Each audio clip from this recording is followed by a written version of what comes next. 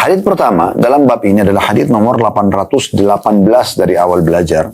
Berbunyi dari Al-Bara' ibn Azib radhiyallahu anhu. Beliau berkata, "Kana Rasulullah sallallahu alaihi wasallam idza awa ila firashihi nama ala shiqqihi al-ayman, thumma qala, Allahumma aslamtu nafsi ilaik wa wajjahtu wajhi ilaik wa fawwadtu amri ilaik wa alja'tu dhahri ilaik ragbatan wa rahbatan ilaik la malja'a wa la manja minka illa ilaik amantu bi kitabika alladhi anzalta wa nabiyyika alladhi arsalt."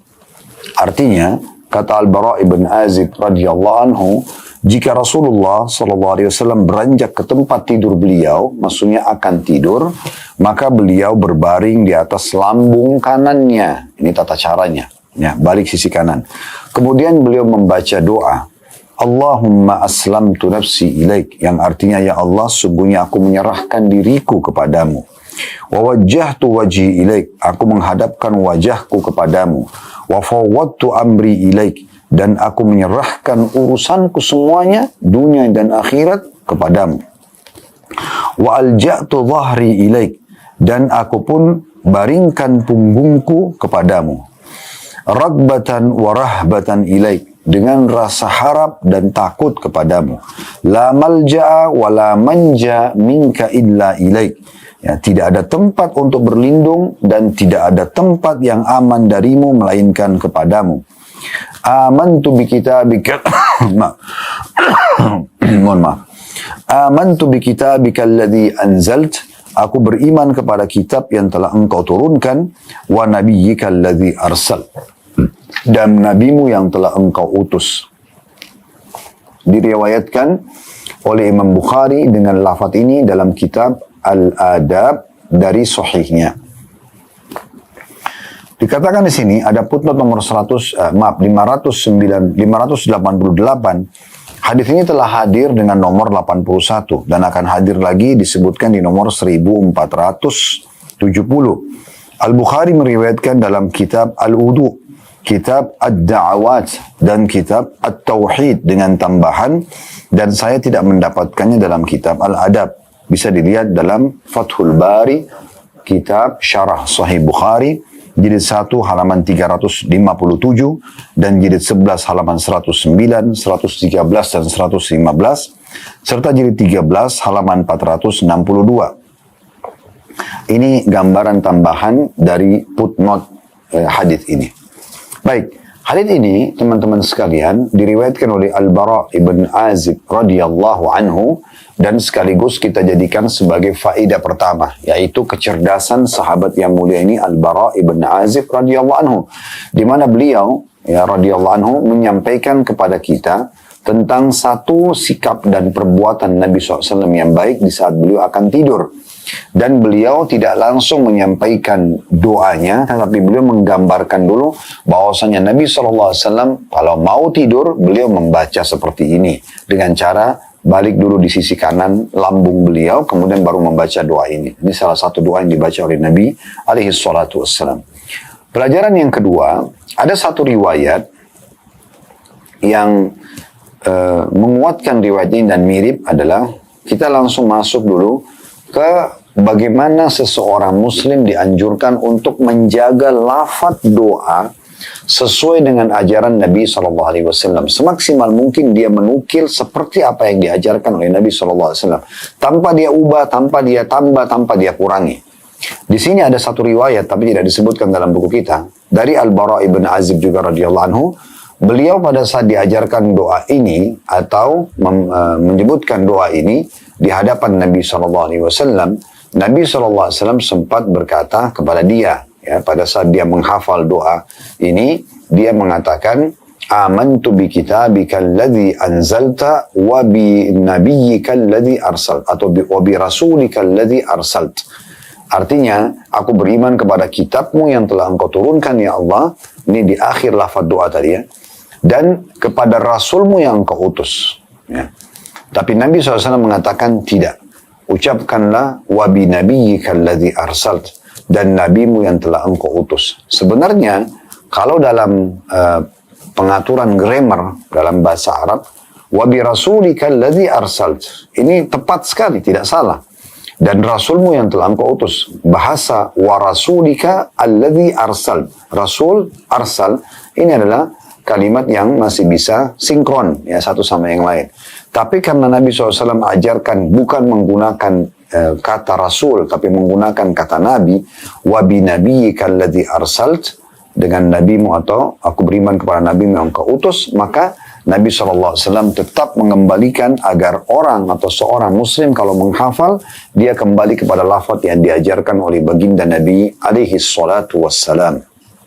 Jadi kita harus jaga kemurnian lafaz doa yang diajarkan oleh baginda Nabi alaihi salatu wassalam. Ini salah satu adab yang sangat baik dalam mempelajari hadis-hadis Nabi alaihi salatu wassalam, dan juga menjaga kemurnian ajaran beliau, termasuk doa-doa dan zikir dengan lafaz yang beliau telah ucapkan.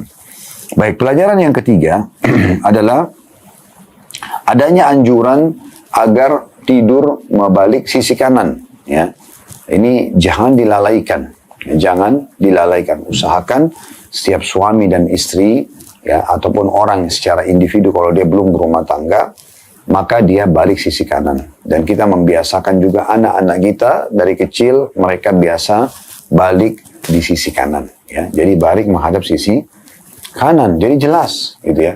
Ajaran Nabi SAW. Nah, orang kalau balik sisi kanan itu jauh lebih sehat tentunya. Ya. Karena jantung dia tidak ketekan. Kalau dia balik sisi kiri, kemungkinan jantungnya sedikit agak ketekan. Apalagi kalau sampai tengkurap. Ya, ini ada larangan Nabi SAW. Dan ini adalah cara tidurnya atau cara berbaringnya ahli neraka. Bukan cara tidur, tapi cara berbaring maksud saya. Dan ini dilarang oleh Nabi SAW. Kita tidur di atas perut kita. Nah, ini kalau kita tidur, maka kita tidurnya balik sisi kanan. Dan ini usahakan selalu dilakukan. Dalam riwayat-riwayat lain, Nabi SAW juga meletakkan telapak tangan kanan beliau di bawah pipi beliau. Kemudian balik di sisi kanan lambungnya SAW. Ini pelajaran yang bisa kita ambil dari hadis yang ketiga, tentang adanya perintah untuk balik di sisi kanan. Kemudian pelajaran yang keempat yang bisa diambil dari hadis adalah ajaran doa Nabi SAW tadi yang sudah kita bacakan. Mohon maaf. Jadi dianjurkan untuk menjaga doa ini. Ya. Dan di pelajaran yang kita ambil sekarang adalah rincian daripada doa ini sendiri. Ini sudah langsung kita satukan dalam satu faedah tersendiri ya. Makna daripada Allahumma aslamtu nafsi ilaik. Ya Allah, aku serahkan diriku kepadamu. Ya, ini bahasa yang luar biasa nih. Bagaimana seorang hamba betul-betul menyerahkan secara totalitas dirinya kepada Tuhannya Allah subhanahu wa ta'ala. Ini satu hal yang luar biasa. Karena memang tadi saya bilang orang kalau tidur dia tidak bisa mengontrol dirinya di luar daripada kemampuan dia. Maka bagaimana dia serahkan jiwa dan raga ini kepada pemiliknya Allah subhanahu wa ta'ala. Makanya kita bilang Allahumma inni aslamtu nafsi ilaik. Ya Allah, aku serahkan diriku kepadamu. Dan ini bagian dari hal yang luar biasa dalam doa. Ya. Kemudian juga wawajjahtu wajhi ilaik, dan aku mengarahkan wajahku kepadamu. Maksudnya adalah bagaimana aku pada saat tidur ini aku tetap selalu berada ya di arah yang engkau inginkan ya Allah. Ya, di jalan yang engkau inginkan. Aku tidak ingin kalaupun dalam tidur meninggal dunia dalam kondisi jauh darimu. Kemudian wa fawwadtu amri ilaik. Aku serahkan semua urusanku. Ya, sekarang aku mau tidur ya Allah. Aku nggak tahu ini nanti selamatkah, tidak selamatkah, apa yang terjadi di saat tidur. Maka fawwadtu amri ilaik. Aku kembalikan semua urusanku kepadamu. Semua urusanku. Apapun urusan dikembalikan kepada Allah subhanahu wa ta'ala. Maksudnya urusan dunia, pekerjaanku, keluargaku, dan segala macam. Kemudian juga urusan akhiratku. Urusan amal-amal yang aku sudah kerjakan. Dan bagaimana keselamatan di akhirat. Ini potongan pendek dari doa tapi maknanya luar biasa. Fawwadtu amri ilaik. Aku serahkan seluruh urusanku kepadamu. Ini maknanya dalam sekali. Ya. Kemudian wa alja'tu dhahri ilaik. Dan aku baringkan punggungku kepadamu. Maksudnya, aku tidur ini mengikuti tata cara yang engkau telah perintahkan. Ya. Kemudian, ragbatan. Aku berharap semuanya. Ya. Yang baik-baik yang engkau janjikan. Warahbatan. dan rasa takut. Ya, ya. Ilaik, takut akan azabmu, takut akan belum diterima amalku. Kemudian, la malja'a wa la manja minka illa ilaik. Tidak ada tempat berlindung, tidak ada tempat aman dari takdirmu, dari keputusanmu, dari hukumanmu, kecuali dari sisimu. Oleh karena itu aku hanya minta kepadamu saja ya Allah. Ya. Amantu bi kitabika alladhi anzalt. Aku pastikan sebelum aku tidur ini, yang bisa saja aku meninggal, aku tidak sadar apa yang lakukan, aku beriman secara totalitas kepada kitab yang kau turunkan, yaitu Al-Quran. Wa bi nabiyyika alladhi arsalt, dan nabimu yang telah aku utus. Artinya aku dalam kondisi Islam. Aku beriman kepadamu, aku kembalikan segala urusanku kepadamu, aku beriman kepada kitab Al-Quran yang kau turunkan, dan aku juga beriman kepada Nabi Muhammad SAW yang telah engkau utus. Nah, ini doa yang sangat dalam sekali diucapkan seorang hamba sebagai bentuk penyerahan dirinya, ya, yang dia tidak akan sadar pada saat tidur kepada Tuhannya Allah Subhanahu wa Ta'ala. Oleh karena itu setiap muslim sangat dianjurkan untuk menjaga adab tidur ini, balik sisi kanan, kemudian dia membaca doa ini. Kita masuk hadis kedua dalam bab ini tentang adab dan doa tidur, ya. Hadis nomor 819 dari awal belajar berbunyi dari sahabat yang sama, dari Al-Bara ibn Azib radhiyallahu anhu. Beliau berkata, Rasulullah SAW berkata kepadaku, "Idza ataita majja'aka fatawadda wudu'aka lis-shalah, thumma ittaji' ala shikkika al-ayman wa qul titik-titik wa dzakara nahwahu wa fihi waj'alhunna akhira ma taqul." Bahwasanya Al-Bara ibn Azib berkata, ya, beliau mengatakan Rasulullah SAW berkata kepadaku, jika kamu mendatangi tempat tidurmu, akan tidur di malam hari, di siang hari, maka beruduklah seperti engkau beruduk hendak sholat. Ya, ini ada tambahannya, ya. Kalau tadi kita disuruh balik kanan, kemudian baca doa. Sekarang ada tambahan anjuran untuk wudhu sebelum tidur. Kemudian berbaringlah di atas lambung kananmu, balik sisi kanan. Kemudian ucapkanlah, lalu disebutkanlah doa yang sama tadi, doa yang sama yang sudah kita sebutkan. Allahumma aslamtu nafsi ilaika wa fawwadtu amri ilaika wa alja'tu dhahri ilaika raghbatan wa rahbatan ilaika la malja wa la manja minka illa ilaika amantu bi kitabika alladhi anzalta wa bi nabiyyika alladhi arsalt. Sama, ya. Kemudian dikatakan, beliau menyebutkan seperti doa dalam hadis di atas tadi, hadis nomor sebelumnya 818, dan dalam riwayat ini dijelaskan, dan jadikanlah doa ini adalah ucapanmu yang terakhir. Hadis ini riwayat Bukhari Muslim. Nah, kita langsung saja ngambil pelajaran dari hadis ini. Kalau tadi kita sempat mengambil sekian banyak pelajaran dari hadis yang pertama, di sini kita tambahkan pelajaran pertama dari hadis ini adanya anjuran menyempurnakan hadis sebelumnya dalam adab tidur, balik sisi kanan dan baca doa. Maka di sini ditambahkan dengan berwudu sebelum tidur. Wudu seperti wudu sholat. Tentu wudu banyak sekali keutamaannya. Terlalu banyak keutamaan dalam wudu yang akan menjadi cahaya pada hari kiamat. Kemudian, dan karena itulah Nabi SAW mengenal kita nanti sebagai umatnya. Sebagaimana beliau SAW waktu ditanya, atau beliau mengatakan, aku ingin sekali ketemu dengan saudara-saudaraku. Kata para sahabat, kami saudara-saudara anda ya Rasulullah. Kata Nabi SAW, bukan. Kalian adalah sahabat-sahabatku, saudara-saudaraku yang datang nanti sepeninggalku. Nah, kita ini ya, setelah meninggal Nabi SAW, kita ada beriman kepada beliau SAW.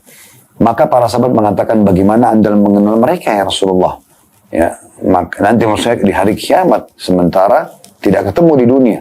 Maka kata Nabi SAW, bukankah seseorang pemilik kuda-kuda yang banyak bisa membedakan antara kudanya yang di bagian dahi, ya, bagian depan bulu bagian dahinya kuda itu, dan keempat kakinya berwarna putih, ya. Badannya mewarna coklat, warna hitam, intinya di titik ini, di daerah dahi dan keempat kakinya, semuanya warna putih. Bisa dibandingkan dengan kuda-kuda yang lain. Kata para sahabat, tentu ya Rasulullah, kata Nabi SAW, begitulah umatku nanti akan datang, yang dari tempat wudhu mereka memancarkan cahaya yang terang. Jadi, akan mendatangkan cahaya pada hari kiamat. Belum lagi, kata Nabi SAW, siapa yang berwudhu dan menyempurnakan, membaguskan wudhunya, maka akan berjatuhan bersama dengan tetesan air terakhir dari wudhu tersebut semua dosa-dosanya. Jadi kalau dia membasuh tangan, dia kumur-kumur, membasuh hidung, kemudian wajah, kepala, kaki, ini semuanya akan menggugurkan semua dosa-dosa yang ada dari anggota-anggota tubuh ini. Ini luar biasa keutamaan daripada wudhu itu sendiri. Nah, dalam Islam wudhu bukan hanya untuk sholat, tapi wudhu juga dilakukan pada saat orang sedang akan tidur, ya, seperti dalam riwayat ini, atau orang sedang dalam kondisi emosi dan dia tidak bisa mengontrol emosinya, karena untuk meredam daripada emosi dan gejolak yang dilahirkan oleh syaitan dengan cara berwudhu misalnya ya. Atau dia mau mengejar keutamaan wudhu, setiap batal dia wudhu lagi misalnya, sehingga dia dalam keadaan suci. Semua ini adalah hal-hal yang dianjurkan dalam Islam. Ini pelajaran pertama. Salah satu adab pada saat mau tidur adalah wudhu seperti wudhu sholat. Kemudian, mohon maaf, adanya pelajaran kedua yang bisa diambil dari hadis. Sebenarnya di sini ada penyebutan lagi balik sisi kanan ya, tapi ini sudah kita ambil sebagai faedah di hadis yang pertama tadi, maka kita tidak ulangi. Kita langsung saja masuk kepada faedah kedua dan penutupan dari hadis nomor 819 ini. Anjuran Nabi SAW agar menjadikan doa tadi yang kita baca di hadis nomor 818 ya. Itu Allahumma inni aslamtu nafsi ilaika wa fawwadtu amri wa wajjahtu wajhi ilaika wa fawwadtu amri ilaika wa alja'tu dhahri ilaik rakbatan wa rahbatan ilaik la malja wa la manja minka illa ilaik amantu bi kitabika alladhi anzaltu wa bi nabiyyika alladhi arsalt. Ini kata Nabi SAW, jadikan akhir ucapanmu. Maksudnya apa? Kalau ada zikir-zikir doa sebelum tidur, zikir dan doa sebelum tidur, seperti anjuran untuk membaca ayat kursi, membaca Al-Ikhlas 3 kali, An-Nas 3 kali, Al-Falaq 3 kali, membaca Allah Subhanallah 33, Alhamdulillah 33, Allah Akbar 34. Kemudian cukup banyak doa-doa zikir mau tidur ya, seperti Bismikallahumma amutu wa ahya.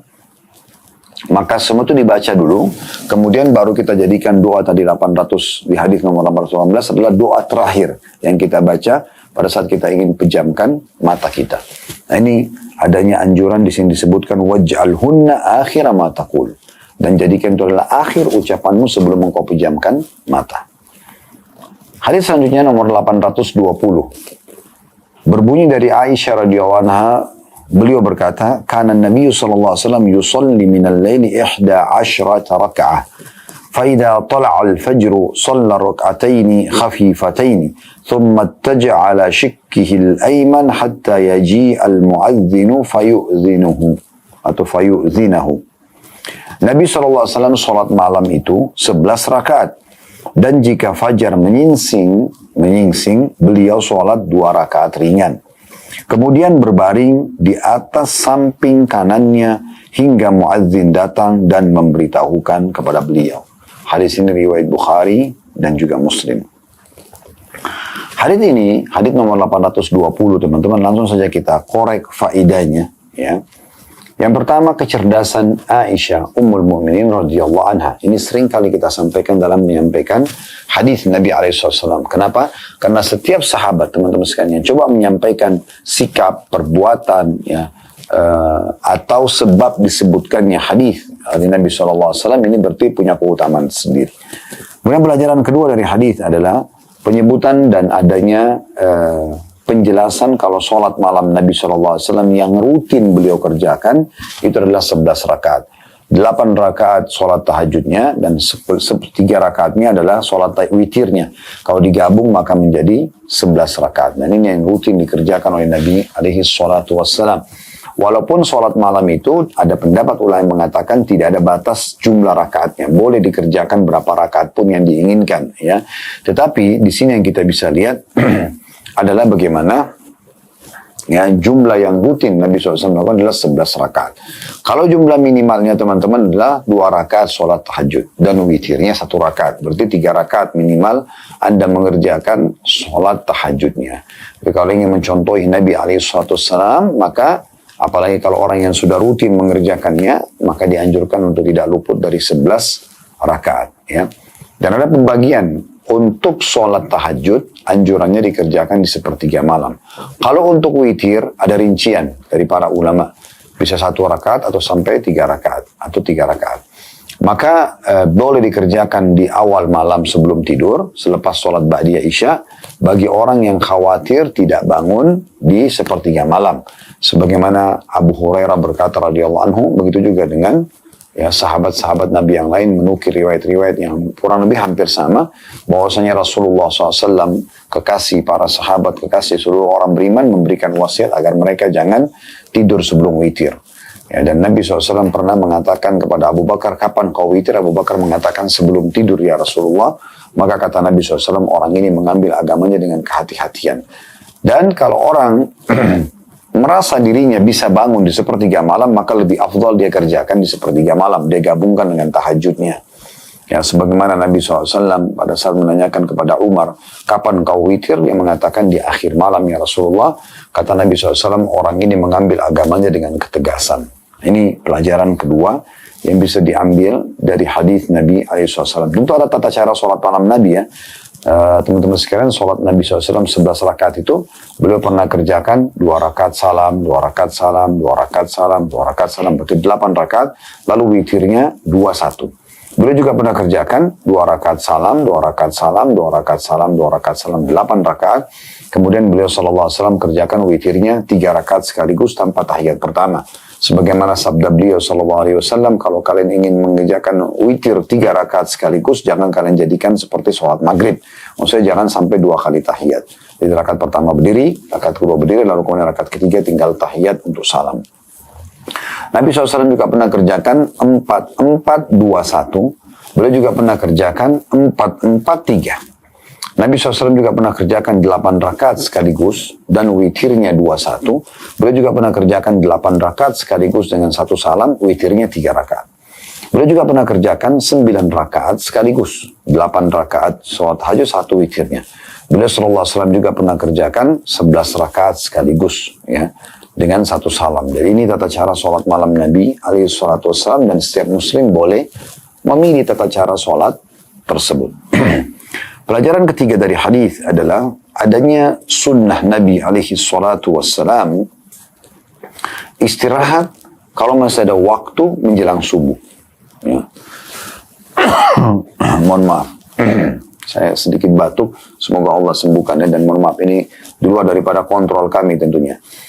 Baik teman-teman sekalian, ya pelajaran ketiga adalah adanya anjuran untuk beristirahat di saat sudah menjelang atau akan menjelang subuh dan masih ada waktu. Tentu di sini bukan yang dimaksud adalah bagaimana selepas azan subuh baru tidur, tetapi yang dimaksud adalah sebelum azan subuhnya. Ya, beliau istirahat dan nanti muadzin akan datang mengingatkan beliau SAW kalau subuh sudah masuk, lalu kemudian beliau pun memperbaharui uduk lagi, lalu beliau mengimami kaum muslimin. Baik, kita masuk hadis selanjutnya, hadis 821.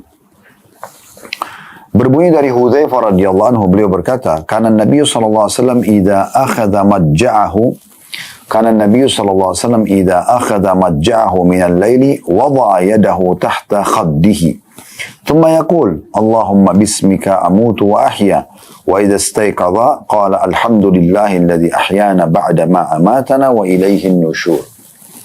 Terjemahannya, kata Hudzaifah radhiyallahu anhu, bila Nabi SAW akan tidur di malam hari, maka beliau meletakkan tangan beliau di bawah pipi beliau. Meletakkan tangan di bawah pipi.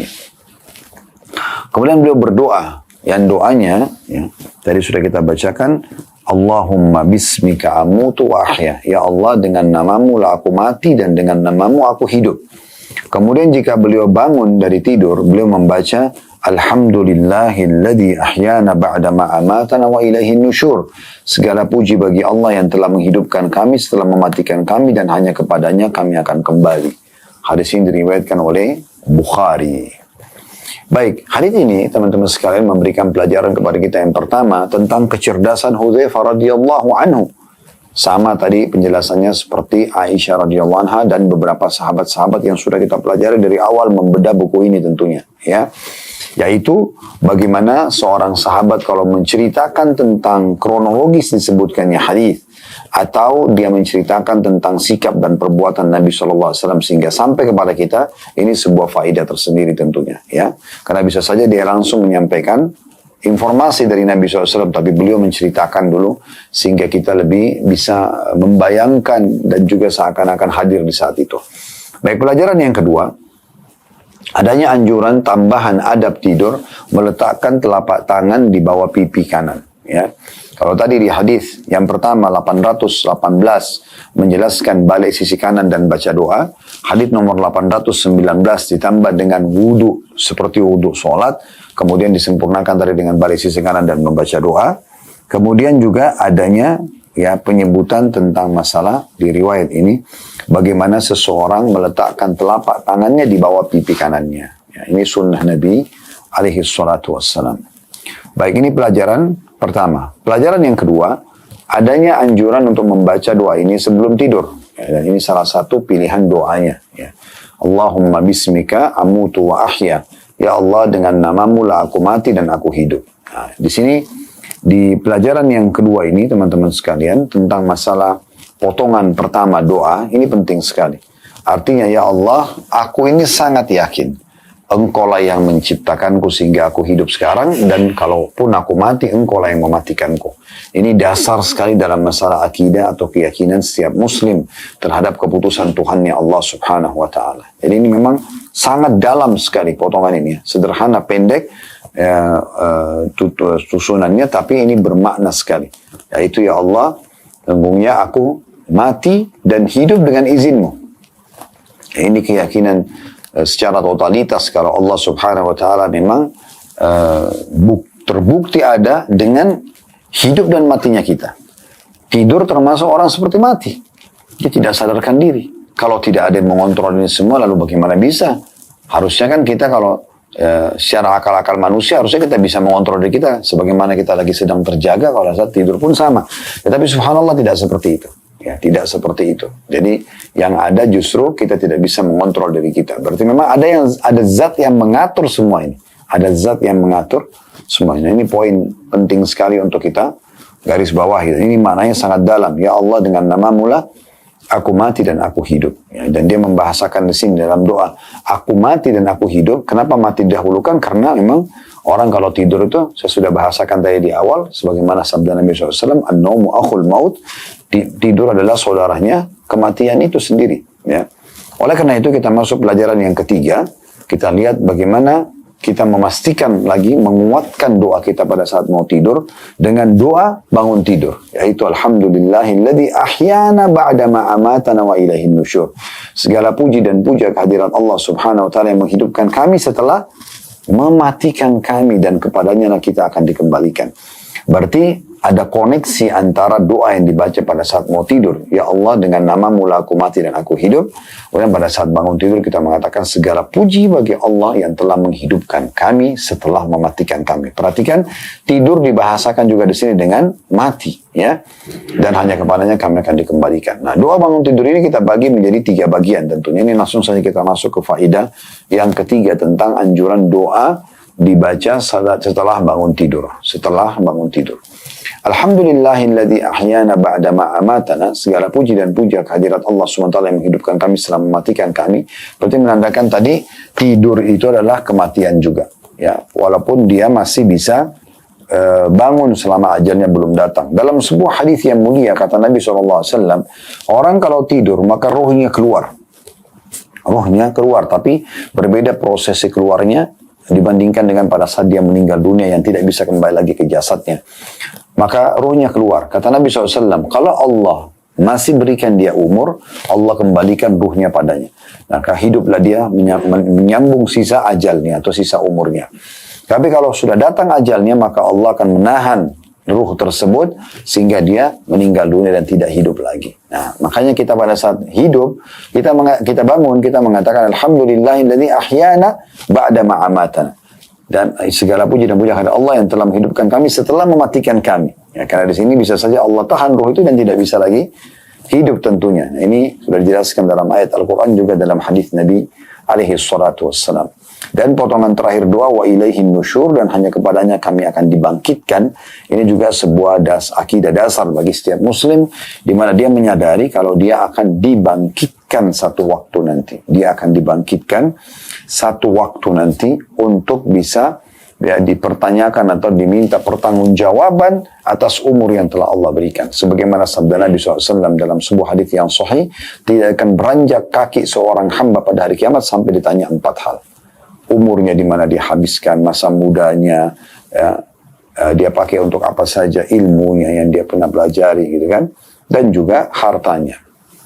Maka semua ini akan diminta pertanggungjawaban nanti pada hari kiamat. Allahu a'lam. Baik, ini doa yang kita baca pada saat mau tidur dan bangun tidur. Jadi ini opsi yang lain, kalau Anda bisa gabungkan sangat baik. Kalau tadi kan yang pertama, Allahumma inni aslamtu nafsi ilaik, ya wajjahtu wajhi ilaik, wa fawwadtu amri ilaik, wa alja'tu dhahri ilaik, ya. Raghbatan wa rahbatan ilaik, la malja wa la manja minka illa ilaik. Ini doa yang pertama, bismika Allahumma amutu wa ahya. Ini juga ada doa. Kemudian juga ada anjuran untuk dibaca doa pada saat bangun tidur. Alhamdulillahilladzi ahyana ba'da ma amatana wa ilaihin nusyur. Kita masuk dua buah hadis terakhir dalam bab kita ini. Hadis nomor 822 dari Ya'ish bin Tikhfah Al-Ghifari radhiyallahu anhu. Beliau berkata, qala abi bainama ana muttaji'un fil masjidi ala batni idza rajulun yuharrikuni birijlihi faqala inna hadhi ضجعة يبغضها الله قال فنظرت فإذا رسول الله صلى الله عليه وسلم. Terjemahannya, kata Ya'ish bin Tikhfal Ghifari radhiyallahu anhuma, dia dan ayahnya sahabat. Ayahku berkata, maksudnya Tikhfa radhiyallahu anhu, ketika aku sedang berbaring di masjid di atas perutku, maksudnya tengkurap atau telungkup, ya. Tiba-tiba ada seseorang yang menggerak-gerakkan atau membangunkanku dengan kakinya seraya berkata, sesungguhnya ini adalah cara berbaring yang dibenci oleh Allah. Lalu aku melihatnya, ternyata orang itu adalah Rasulullah Sallallahu Alaihi Wasallam. Hadis ini diriwayatkan oleh Abu Daud dengan sanad sahih. Ya. Baik, kita langsung saja masuk teman-teman sekalian ke faedah dari hadis ini. Faedah yang pertama dari hadis adalah tentang kedudukan Ya'ish bin Tikhfal Ghifari radhiyallahu anhuma. Ya. Dia dan ayahnya dua-duanya punya keutamaan tersendiri. Ini kita bisa jadikan faedah dari hadis tentang keutamaan Ya'ish dan Tikhfa radhiyallahu anhuma, karena Ya'ish menyampaikan tentang kejadian ayahnya menceritakan tentang kejadian yang langsung terjadi antara dia dengan Nabi alaihi salatu wassalam. Pelajaran kedua dari hadis, pentingnya seorang muslim mengingatkan saudaranya muslim yang lain yang sedang melakukan pelanggaran agama. Ya. Baik dia faham atau dia tidak faham tentang pelanggaran tersebut, tapi harus diingatkan. Di sini bagaimana waktu Tikhfa radhiyallahu anhu al-Ghifari tidur dan dia telungkup, ya, telungkup ya tepatnya, tidur di atas perutnya. Maka Nabi SAW menggerakkan atau membangunkan dia dengan kaki beliau SAW yang mulia, dan mengingatkan ini cara tidur yang salah yang dibenci oleh Allah. Jadi pentingnya seseorang mengingatkan saudaranya muslim yang sedang salah. Pelajaran ketiga tentang tidak bolehnya tidur sambil telungkup. Yang boleh tadi adalah tidur balik ke sisi kanan lambung dan juga meletakkan telapak tangan di bawah pipi. Nah, ini sunnah Nabi SAW dan diikuti dengan doa-doa tentunya, ya. Nah, di sini tidak boleh tidur tengkurap, dan ini adalah atau telungkup, ini adalah tidur yang dibenci oleh Allah Subhanahu wa ta'ala. Hadis terakhir teman-teman dalam bab kita ini adalah hadis nomor 823, berbunyi dari Abu Hurairah radhiyallahu anhu, dari Rasulullah sallallahu alaihi wasallam beliau bersabda, man qa'ada maq'adan lam yadhkurillaha ta'ala fi kanat alaihi min Allah ta'ala tirah. ومن اتجع مضجعا لا يذكر الله تعالى فيه كانت عليه من الله تيرا. Artinya, barang siapa yang duduk di suatu tempat duduk tanpa berzikir kepada Allah Ta'ala di dalamnya, maka dia akan memperoleh kekurangan dari Allah Ta'ala. Dan barang siapa yang berbaring di suatu pembaringan tanpa berzikir kepada Allah Ta'ala, maka dia akan memperoleh kekurangan dari Allah. Diriwayatkan Abu Daud dengan sanad hasan. Hadis ini teman-teman sekalian memberikan pelajaran kepada kita. Yang pertama adalah adanya anjuran agar selalu berzikir kepada Allah dalam setiap keadaan kita. Ya. Kecuali di tempat yang kita tidak boleh berzikir. Seperti ini, mohon maaf, di atas kloset misalnya. Bagi buang air besar, buang air kecil tidak boleh. Tapi sebelum masuk kamar mandi, ya, bahkan di dalam kamar mandi pun, di saat kita mau wudhu di wastafel misalnya, ya, atau di tempat shower, kita masih boleh membaca atau menyebut zikirullah. Ya. Ini pernah saya ceritakan pengalaman saya dengan guru kami Dr. Saleh Suhaimi Hafidhahullah. ya, salah satu guru yang sangat kami hormati, yang sekarang beliau termasuk mufti di Madinah, dan masih Masya Allah hidup ya, di umur 80 tahunan. Semoga Allah panjangkan umur beliau di atas ketaatan, Allahumma amin. Jadi beliau pernah pada saat awal menikah dengan salah satu istri beliau adalah orang kita, orang Indonesia. Semoga Allah juga langgengkan rumah tangga mereka, Allahumma amin. Dan Allah karuniai sekarang seorang anak wanita, anak perempuan yang sudah balik juga. Yang jelas teman-teman sekalian, pada saat awal menikah sempat Syekh ini masuk ke kamar mandi. Kemudian beliau pada saat di wastafel, beliau baca bismillah sambil wudhu. Istrinya waktu itu kebetulan karena baru nikah belum terlalu faham bahasa Arab, karena di hotel di Jakarta di suite room, saya di ruang tamu, istrinya sempat berkata dari dalam ruangan, Ustaz, dari dalam kamar utama, Ustaz tolong ditanyakan kepada Syekh. Tadi saya lihat beliau masuk ke kamar mandi dan beliau sedang berwudhu dan baca bismillah di wastafel. Apakah boleh menyebut nama Allah di dalam kamar mandi? Maka Syekh Saleh pun menyampaikan, dan saya terjemahkan waktu itu, sampaikan kepada dia, kepada istri saya ini, kalau yang tidak boleh adalah di klosetnya, tapi di wastafel, di shower itu boleh saja orang kalau berwudu dengan menyebut nama Allah. Jadi tempat yang tidak boleh hanya klosetnya saja. Ya, Allahu a'lam, itu sebatas ilmu yang kami ketahui dan kami dapatkan dari guru kami tentunya.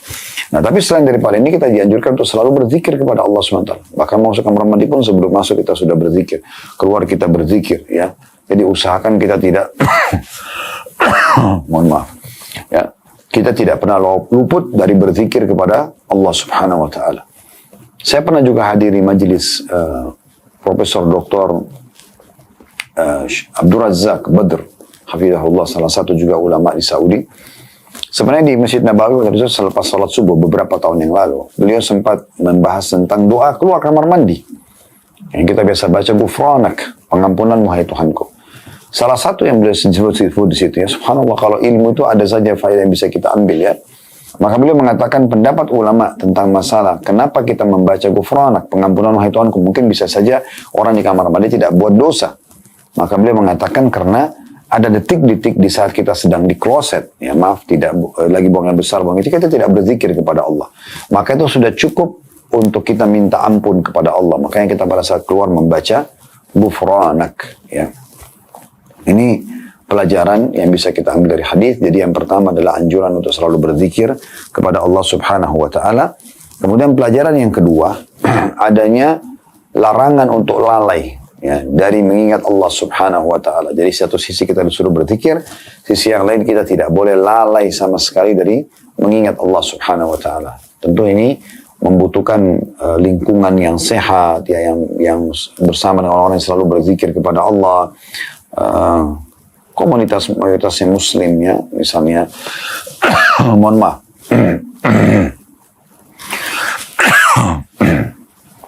mohon maaf teman-teman sekalian. Jadi tentu saja kita berada di komunitas itu selalu mengingat Allah Subhanahu wa Ta'ala. Kita pun dalam kondisi memang selalu saja berusaha, ya, berijtihad, berusaha mendekati kepada Allah sehingga Allah mudahkan kita selalu ingat kepadanya. Karena kalau Allah membuat kita ingat kepadanya, kita bisa berzikir, kita bisa berdoa, kita bisa berada di atas jalan yang benar, maka semua itu adalah bentuk kasih sayang Allah Subhanahu wa Ta'ala kepada kita. Berarti ini satu hal yang harus kita juga lahirkan keadaan tersebut, ya, sih, supaya kita selalu berzikir kepada Allah. Karena kalau orang yang tidak berzikir kepada Allah, kita masuk ke faedah ketiga dari hadis, yaitu dia akan kena ancaman tirah. Tirah ini adalah, sini terjemahannya, dia akan memperoleh kekurangan. Bisa juga bermakna tirah adalah hukuman.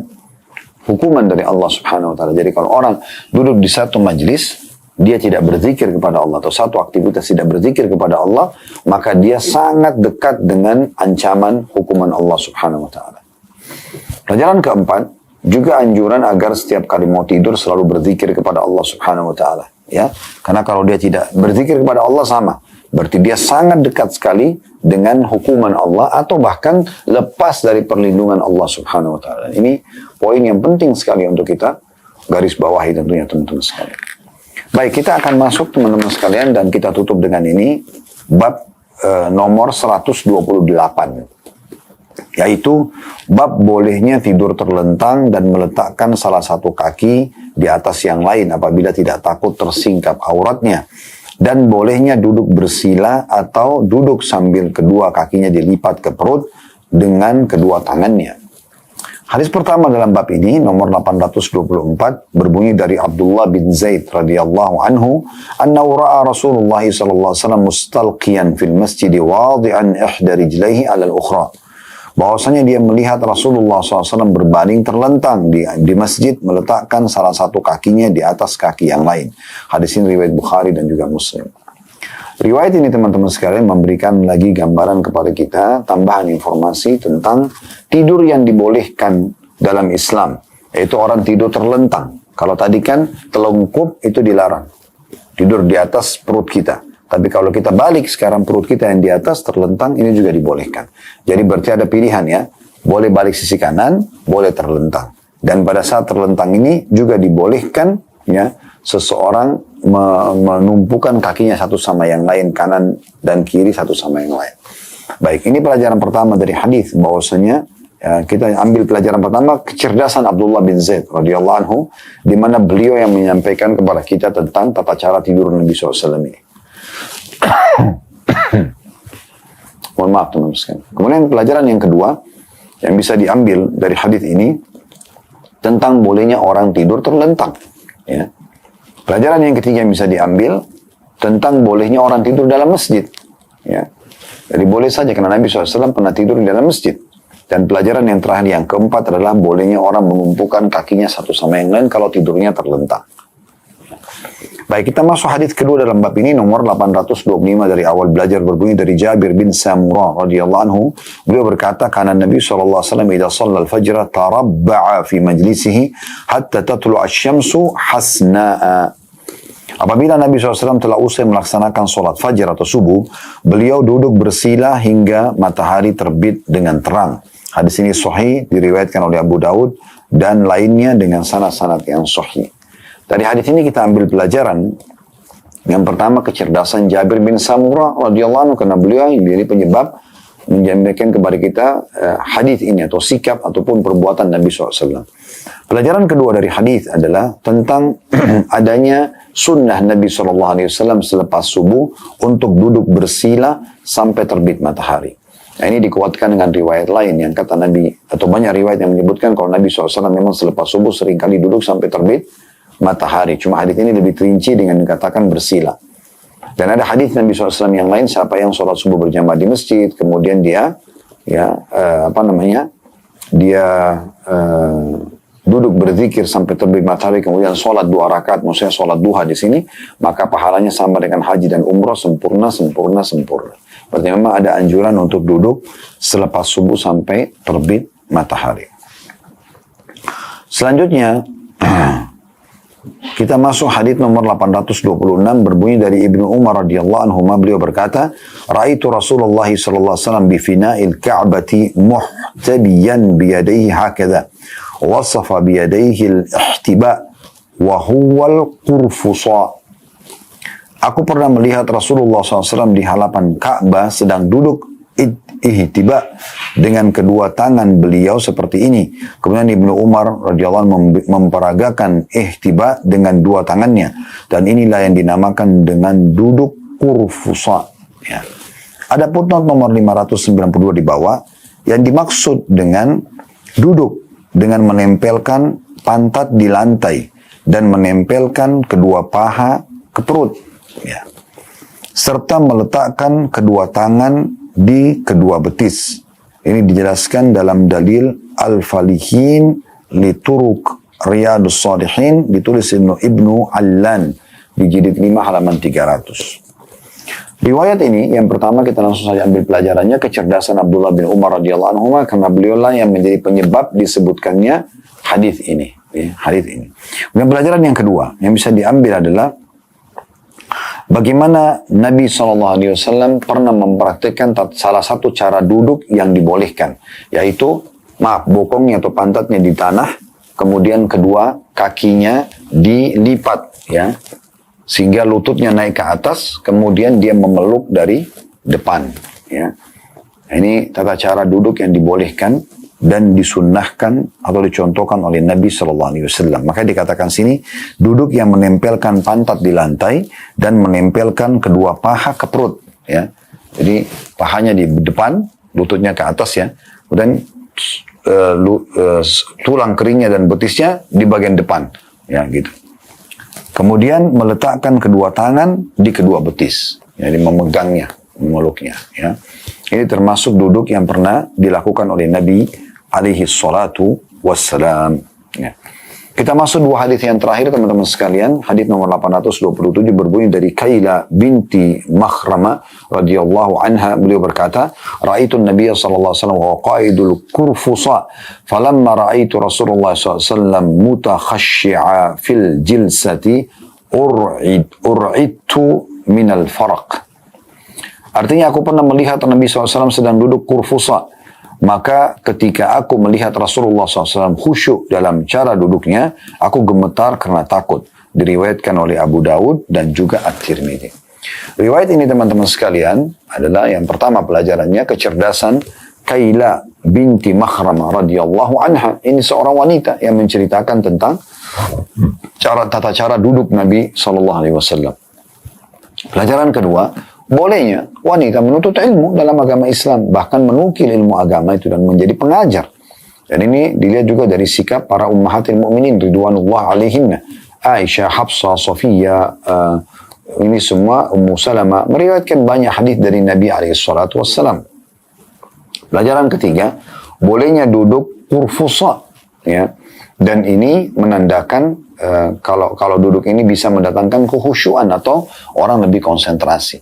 Jadi sudah saya gambarkan tadi, kita duduk dengan bokong kita di tanah, kemudian paha kita dilipat ke perut, kemudian tangan memegang bagian lutut, ya, sehingga itu bagian betis, sehingga bisa duduk sambil berzikir kepada Allah Subhanahu wa taala.